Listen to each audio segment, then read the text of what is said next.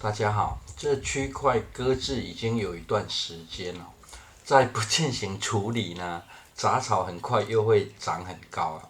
万一让草籽长出来，就更麻烦了。由于这位置比较高，于是先种植了三星葱与客家葱了，紧接着又挖了2株现成的黄姜哈，没错哈，是黄姜，不是姜黄啊。位置比较高呢，就以耐旱的作物优先选种啊，不用时常浇水，也可以省掉多走几步的路途与时间啊。另外呢，也有压抑杂草生长的效果啊。由于本来这里只有长杂草啦，整理后呢，算是多出来的种植空间啊。而长天期，而且可以反复采收，又是没有虫害的耐旱作物呢，算是比较好的选择啊。最有感的好处就是不用特别管理哈，种植的时候可以挖深一点啦，毕竟这日后得进行培土啦，挖深一点呢，将土预留在旁边哈，就不用担心缺土的问题。接着此处是上方院子与后院哈，雨水排下的其中一组管道啊，也因此呢，只要一下雨哈，下方就很容易失控啊。今年的目标呢，是把所有的走道都铺好杂草抑制席啊，甚至只要是没有种植的空间，也一并铺上啊。只要慢慢做呢，一开始下点功夫，日后事情就可以越来越少。毕竟家庭种植呢，主要花的时间都是在浇水跟除草上啊。由于此处不好安排工序流程哈，只能边做边想，再边改了。没有事先安排好，做起来就会卡卡的了。现在这位置主要的目的不是在除草了，而是要将地面上的石块刨起哈，将地刨平啊，避免铺上抑制席后呢，抑制席久了被石块割破了。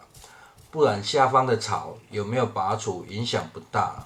盖上抑制席后呢，此处草的种类是都会死掉。而这边坡上的砖块原本是平铺的啦，但是在七里香的根系推挤下呢，变成了斜坡哈。要重新将砖块铺平的话，得进行断根的动作了。这些刨掉的根系主要都是细须根了，细须根很快就可以长出来了，是不用担心清理一侧的细须根呢，会对七里香造成多大的影响啊。毕竟除了七里香的生命力很强之外呢，在进行移植时，清理掉的根系会更多了。何况这是采用地质的方式哈，就更不用担心了。继续除草与刨平地面的过程呢，通常是会把这种影片直接裁掉啊。但因为有不少人也是在整理家里环境哈，完整的过程就保留下来了。需要细看的话，再自行调整播放速度就可以了。接下来要进行杂草抑制席铺设，铺设的过程主要只是利用砖头压正而已啊。但是施作的过程呢，考虑了多面向的问题啊。通常在思考如何施作时呢，个人习惯会拧出不同的可能方案啊，当做各方的提案进行比较哈，再从多个方案中比较优缺点，如果可行呢，再次考虑多方案可否进行整并，最后才会决定该如何做哈。这用来处理比较繁琐的环境，效果会更好啊。而如果只是一套解决办法呢，就会暂行搁置啊，等待契机或灵感出现啊，再做就好了。而要铺设杂草抑制席的过程呢，一直在犹豫哈，要不要顺道铺个砖头步道了。美化之外呢，也顺道整顿一下这些砖头啊。当然，遇到下雨时呢，也有比较好走的便道。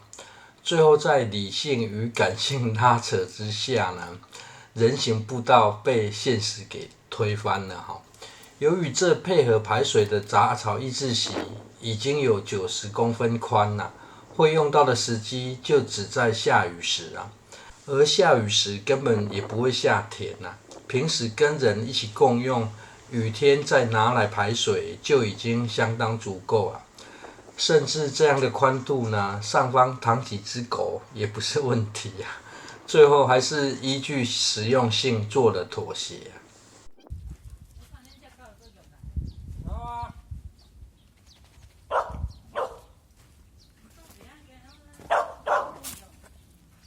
而解决砖块与碎石块、水泥的方式呢，就改采用眼不见为净的方式处理哈。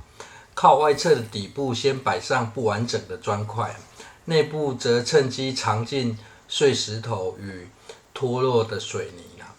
最后上方再摆上完整的砖块哈。虽然看起来也像是人走的步道了，不过这是拿来当做菜床的挡土边坡啦。有了挡土边坡呢，就可以开始一边整地，一边清除内部的小石块啊。因为是拖出来的种植空间啦，就不要太计较走道比种植空间还大了。毕竟这只是单边可以接触到菜床内部啦。菜床做得太宽呢，只会增加自己的麻烦哈。虽然菜床不大，但是雏形出来了，拿来美化环境已经很有用处了。接下来又遇到不容易处理的困扰哈。为避免被思考的逻辑困住呢，精神脱离、暂时搁置是不错的选择啦。就请大家欣赏一下这3只沉稳的米克斯犬哈，其中隔壁的小黑呢还是只幼犬啦，就可以如此稳定哈，算是非常厉害。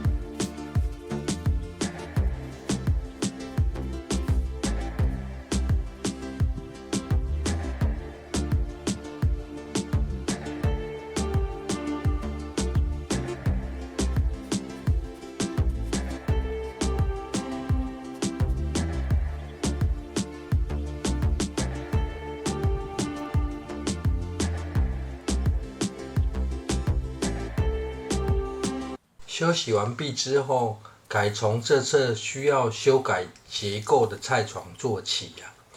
这菜床上的浴血奶油白菜已经可以移植啊，而菜床旁七里香下事先有预留漫淹及排水道啊，将排水道易窒息的位置挖深啊，这遇到急降雨时呢，方便排水，但排水沟槽里呢，利用土壤做了挡土哈，挡土的高度比菜床的高度矮了约2公分呐。除了平时可当漫淹延缓土壤板结使用呢，遇到突然下雨时，则有助于排水啦。毕竟小白菜哈很不耐被水泡着。用用诶，你摆啊？最后这是整理后的效果了，增加了种植空间，不用种花就美化了不少了。至于让人困扰的，则是上方的空间哈，这还有很重的破损炉灶，完全动不了。虽然很有利用的方法，但现在想到的方式却需要非常多的土壤，也就只能先又继续搁置哈。等待灵感出现了，谢谢收看。